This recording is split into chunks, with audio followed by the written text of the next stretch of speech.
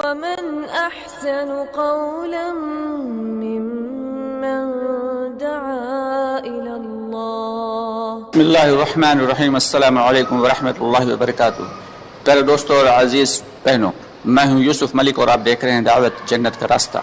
دوستوں، آگے بڑھنے سے پہلے آپ سے گزارش ہے کہ ہماری ویڈیوز کو زیادہ سے زیادہ شیئر کریں، اور اگر ابھی تک آپ نے ہمارے چینل کو سبسکرائب نہیں کیا تو اس کو سبسکرائب ضرور کر لیں اور کمنٹس باکس میں اپنی رائے کا اظہار کریں.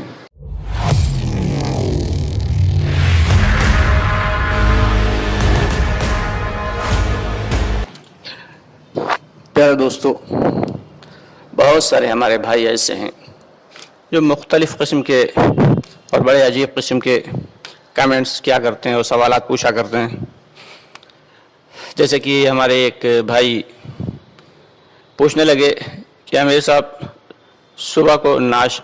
ناشتے میں کیا کھایا کریں. تو میں نے کہا بھائی، میں کوئی حکیم تو ہوں نہیں، نہ ہی ڈاکٹر ہوں، میں تو سیدھا سادہ دعوت والا ایک ساتھی ہوں. ہاں، اگر تجربے کی بنیاد پہ آپ جاننا چاہتے ہیں تو بہتر تو یہ ہے کہ صبح کو ناشتے میں ہیوی غذا لینا چاہیے، بھاری غذا لینا چاہیے، اور دوپہر میں تو نارمل لینا چاہیے، اور شام کا کھانا بہت ہلکا کھانا چاہیے. اور ویسے بھی دعوت کے ساتھی جو ہے وہ صبح کا ناشتے میں عام طور سے چنے ہی کھاتے ہیں، تو اس سے بہتر ہیوی غذا بلا کیا ہو سکتی ہے. چلیے خیر، جیسے ہمارے ایک دوسرے بھائی نے کمنٹ کیا، بلکہ وہ جیسے اور بھی بہت سارے کمنٹس آئے، پوچھ رہے تھے کہ مرکز حق ہے یا شورا حق ہے. تو ہمارے ان بھائیوں سے ہماری درخواست ہے کہ مرکز اور شورا کے چکر میں نہ پڑ کے میرے بھائی دعوت کی محنت کرتے رہو، اتنا ہی کافی ہے. دعوت کی محنت کرتے رہو، اتنا ہی کافی ہے. کیونکہ بڑوں کی باتیں بڑوں پہ چھوڑ دو. ہاں، بڑوں کی باتیں بڑوں پہ چھوڑو. ہاں، یہ البتہ ہم گزارش کریں گے کہ جیسے کہ حضور پاک صلی اللہ علیہ وسلم نے دعوت کی محنت کو، دین کی محنت کو شروع کیا مکہ المکرمہ سے، پھر مدینہ المنورہ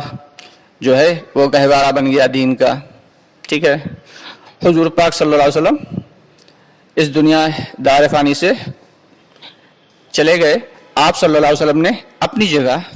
حضرت ابوبکر صدیق رضی اللہ عنہ کو منتخب فرمایا. پھر حضرت ابوبکر صدیق رضی اللہ عنہ کے بعد حضرت عمر فاروق رضی اللہ عنہ، حضرت عثمان غنی رضی اللہ عنہ، حضرت علی رضی اللہ عنہ، اور بھی بہت سارے تمام خلیفہ گزرے ہیں خلفائے راشدین کے بعد بھی. تو لوگ بدلتے گئے، دھیان دیجیے گا، لوگ بدلتے گئے، مگر جہاں سے دعوت کی محنت شروع ہوئی تھی وہ مسجد نبوی اور وہ مدینہ المنورہ، وہ جگہ نہیں بدلی. تو دوستو، ہمیں بھی شخصیات سے نہیں جڑنا ہے، کسی کی بھی شخصیت سے نہیں جڑنا ہے.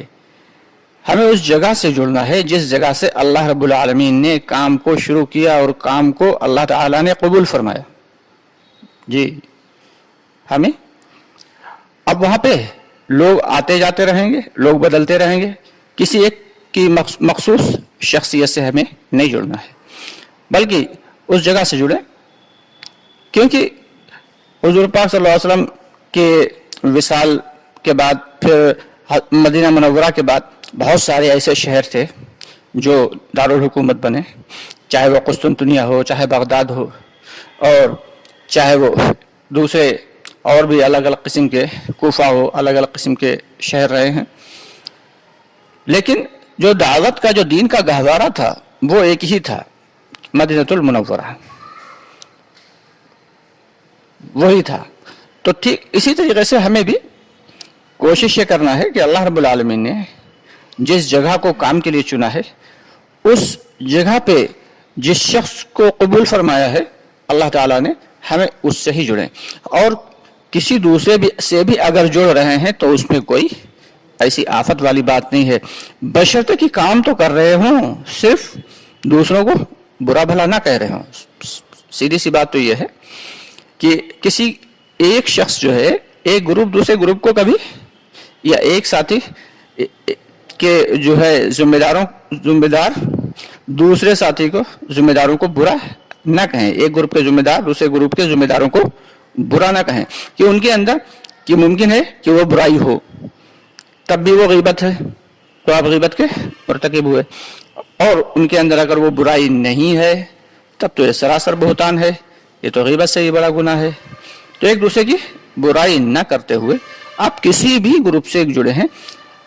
اصول اور آداب لگ بھگ تقریباً سارے کے سارے ایک ہی بتائے جاتے ہیں، تھوڑا سا اللہ یہ کہ تھوڑا سا چینجنگ ہو جاتی ہے اصول و آداب میں، لیکن اصل تو یہ ہے کہ آپ دعوت کی محنت سے جڑ رہے ہوں، آپ دعوت کا کام کر رہے ہوں اور ایک دوسرے کو برا نہ کہہ رہے ہوں، ایک دوسرے کی جو ہے کمیاں نہ نکال رہے ہوں، کہ ایسے لوگوں کو اللہ تعالیٰ قبول نہیں فرماتا، بلکہ اللہ تعالیٰ تنقید کرنے والوں کو کام سے ہٹا دیا کرتا ہے۔ تنقید کرنے والوں کو اللہ رب العالمین کام سے ہٹا دیا کرتا ہے۔ بہت سارے لوگوں سے ہماری ملاقات ہوتی رہتی ہے کہ کوئی شورا کا ہے، کوئی مرکز کا ہے، اب وہ عام طور سے میں نے دیکھا ہے ایک گروپ والوں کو وہ تو دوسرے گروپ والوں کی عام طور سے صرف برائی ہی کرتے ہیں، تو یہ سب سے بڑا نقصان اس میں کیا ہے؟ سب سے بڑا نقصان یہ ہے کہ جو شخص برائی کر رہا ہے وہ اپنا ہی نقصان کر رہا ہے، وہ چاہے دعوت کی محنت کر رہا ہو یا نہ کر رہا ہو، لیکن نقصان وہ اپنا کر رہا ہے کہ دوسرے کی برائی کر کے یا تو وہ غیبت کا مرتکب ہو رہا ہے یا پھر بہتان کا مرتکب ہو رہا ہے۔ اب وہ کام کر رہا ہے نہیں کر رہا ہے، لیکن اس سے بڑا وہ نقصان کر رہا ہے اپنا۔ تو اس لیے ہماری اپنے بھائیوں سے، تمام دین کی محنت کرنے والے ساتھیوں سے گزارش ہے کہ وہ زیادہ اس پھیر میں نہ پڑیں کہ کون حق پہ ہے کون باطل پہ، دونوں ہی صحیح ہیں۔ کوشش یہ کریں کہ جس کی بھی آپ بات مان رہے ہیں لیکن بات کو ڈھنگ سے مانیں اور کام کریں، اللہ کے بندوں کو اللہ سے جوڑنے کا کام کریں، یہ نہیں کہ خالی بس باتیں ہی باتیں اور ایک دوسرے کی برائی نہیں، یہ نہیں ہونا چاہیے۔ تو اس لیے امید ہے کہ بات آپ کی سمجھ میں آئی ہوگی، اللہ تعالی ہمیں بھی سمجھا دے، اور اگر آپ کی کوئی بات سمجھ میں نہیں آ رہی ہے تو اللہ کے سامنے روئیں گڑ گڑائیں، اللہ تعالیٰ دل میں شرح صدر فرما دیں گے، اللہ رب العالمین دلوں میں شرح صدر فرما دیں گے کہ ہم کس کے پیچھے چلیں۔ یا اللہ خوب جانتے ہیں کہ کون حق پہ ہے اور کون نہیں ہے، کون زیادہ بہتر ہے اور کون کم بہتر ہے، اللہ خوب جانتے ہیں، صحیح علم اللہ کو ہی ہے، اس لیے ہم اپنی طرف سے کوئی فتویٰ نہ دیں تو زیادہ بہتر ہے، اپنی طرف سے کسی کی برائی نہ کریں تو زیادہ بہتر ہے، اور اللہ تعالیٰ کے سامنے 2 رکعت نفل پڑھ کے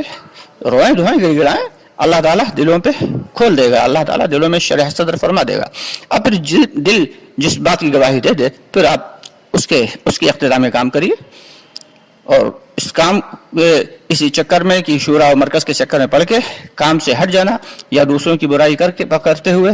جو ہے کام سے ہٹ جانا، یہ بہت بڑا نقصان کا ذریعہ ہے۔ اللہ ہم سب کی حفاظت فرمائے، اور ایسے فتنے تو آتے رہیں گے، ایسی آزمائشیں تو آتی رہیں گی۔ جب اللہ کے نبی صلی اللہ علیہ وسلم کا دورہ حیات تھا تب بھی آزمائشیں آئیں، اس کے بعد بھی آزمائشیں آئیں، صحابہ کرام رضی اللہ تعالیٰ عنہم مجمعین کے بھی زمانے میں بڑی آزمائشیں آئیں، گروپ بازی بھی ہوئی، لیکن اس کا مطلب یہ نہیں ہے کہ وہ ایک دوسرے کو برا کہتے تھے، برا نہیں کہتے تھے۔ ہماری بھی ذمہ داری ہے کہ ہم ایک دوسرے کی غیبت اور بہتان ترازی سے بچیں اور کام کی طرح لیں، کام کی طرح کرنے کی کوشش کریں، اور اللہ تعالیٰ سے روتے گڑ گڑاتے رہیں کہ اللہ جو بھی ہم سے غلطی اور کوتاہی ہو رہی ہے اس کو معاف فرما دے۔ انشاءاللہ باقی باتیں اگلی نشست میں ہوں گی، تب تک کے لیے اجازت دیں۔ اگر ویڈیو پسند آیا تو اسے آگے بڑھا دیا کریں، شیئر کر دیا کریں زیادہ سے زیادہ بھائیوں تک، آپ سے گزارش ہے، اور ساتھ ہی ساتھ اگر ابھی تک آپ نے ہمارے چینل کو سبسکرائب نہیں کیا تو اس کو سبسکرائب کر لیں اور بیل آئیکن کا بٹن دبا دیں تاکہ ہماری جو بھی ویڈیو اپلوڈ ہو وہ آپ تک پہنچ جایا کرے۔ انشاءاللہ بہت جلد آپ سے پھر ملاقات ہوتی ہے، تب تک کے لیے فی امان اللہ، السلام علیکم۔